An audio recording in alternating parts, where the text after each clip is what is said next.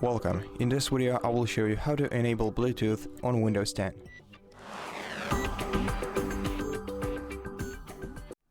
In order to enable Bluetooth on your Windows, you either gonna have to connect a Bluetooth adapter to your PC or have a Bluetooth adapter integrated into your network card. If you have one, you're gonna be able to enable Bluetooth by clicking Start, then go into Settings, then select Devices, and if you have a Bluetooth adapter, then you'll be able to enable your Bluetooth by switching this toggle to the right. Then you'll also be able to find your Bluetooth on the status bar. From the status bar, you can quickly access your Bluetooth devices by double-clicking this icon.